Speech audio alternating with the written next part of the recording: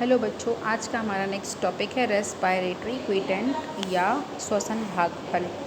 ठीक है, इसको हिंदी में क्या बोलते हैं? श्वसन भागफल, या इसको इंग्लिश में हम रेस्पायरेटरी रेशियो भी बोलते हैं।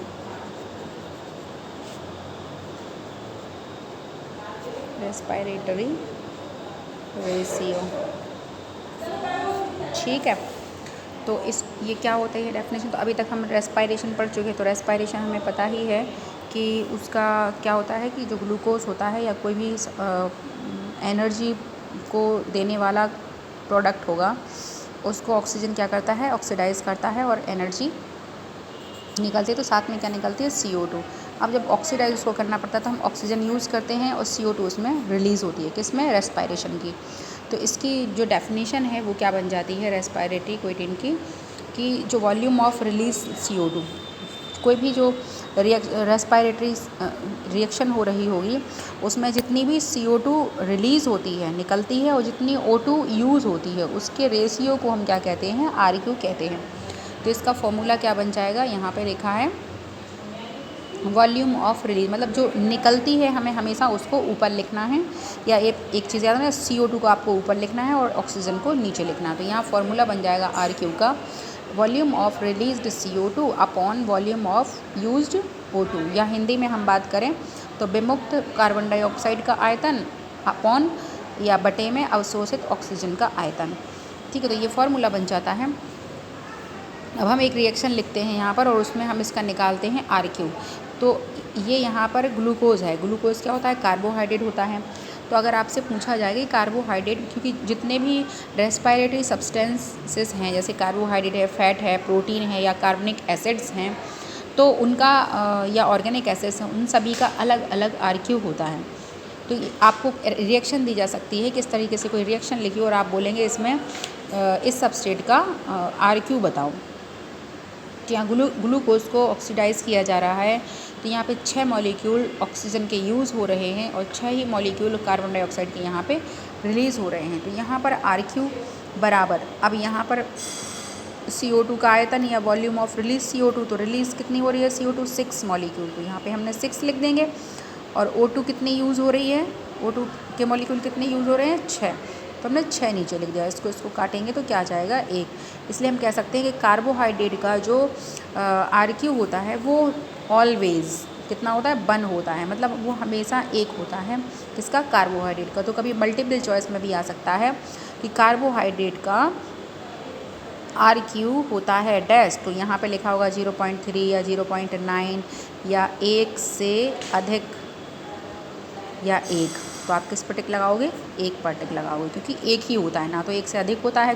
कोई भी रिएक्शन में चले जाएंगे हम तो वो 1 से अधिक नहीं होगा जब ये हो रही होगी तो। और नॉर्मल प्लांट की बात हो रही है, क्योंकि यही सेम चीज़ जब जो मरुस्थल में उगने वाले प्लांट्स होते हैं, यही रिएक्शन होगी तो वहाँ पर RQ कितना आता है? 1 से ज़्यादा आता है, सॉरी 0 आता है। वहाँ पर कितना आता है? 0 आता है। लेकिन जो मीज़ोफाइटिक प्लांट हैं, मीज़ोफाइटिक जो हमारे आसपास रहते हैं, ये मीज़ोफाइटिक प्लांट्स की बात हो रही है। ठीक है, तो मीज़ोफाइटिक मोस्टली प्लांट यही होते हैं। ज़ीरोफाइटिक प्लांट जो हैं वो मार्शल होते हैं, तो उनका कैसा आता है? 0 आता है। तो आपको हमेशा क्या लिखना है? आप उसको छोड़ ही दें, ठीक है, जाने दीजिए। आप तो कार्बोहाइड्रेट का याद रखिए, कार्बोहाइड्रेट का हमेशा 1 होता है। दूसरी रिएक्शन देखें हम, फैट या प्रोटीन का कितना होता है? तो फैट प्रोटीन जो है वो हमेशा उसका RQ कितना होता है? 1 से कम होता है। ठीक है, 1 से कम आता है। मान लीजिए यहाँ पर हमने लिखा था, तो यहाँ भी हमने क्वेश्चन बनाया था कि कार्बोहाइड्रेट का RQ कितना है। तो यहाँ पे लिखा है 0.3, 0.9 और 1 से अधिक, और यहाँ पे लिखा है 1।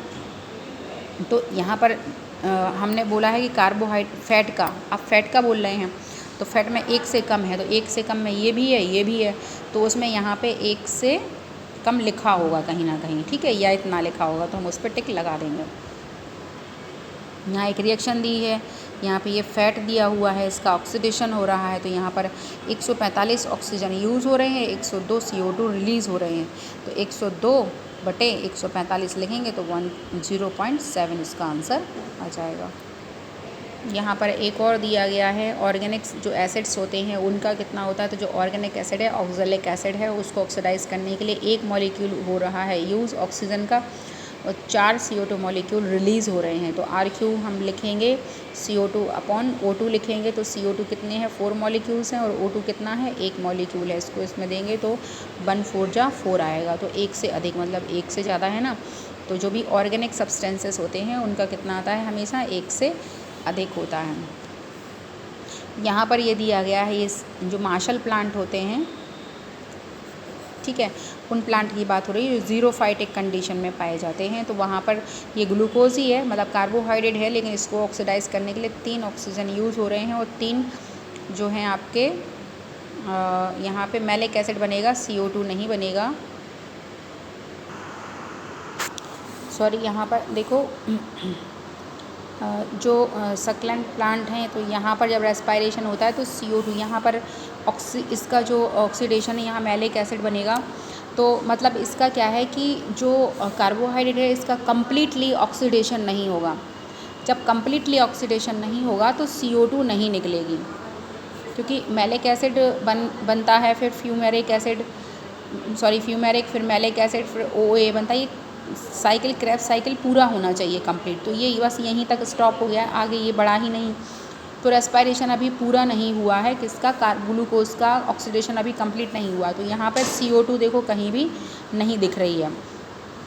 तो यहाँ पर जो फॉर्मूला है RQ CO2 अपॉन O2 आ जाएगा, ठीक है। तो यहाँ पर अपन ने देखा कि O2 कितने यूज़ हुए हैं 3, और CO2 यहाँ पर एक भी मॉलिक्यूल नहीं है, इसलिए हम यहाँ पे 0 लिख देंगे, ठीक है। कितना लिखेंगे यहाँ पे 0, मतलब क्या बन जाएगा RQ बराबर क्या हो जाएगा 0/3। इसको इससे काटेंगे तो क्या आ जाएगा 0 ही 0 आएगा आंसर। कितना आ जाएगा 0। तो हमेशा शून्य रहता है, किसका, जो मार्शल प्लांट होते हैं उनका, या जिन प्लांट में आंशिक या उनका पार्शियल ऑक्सीडेशन होता है ग्लूकोज का।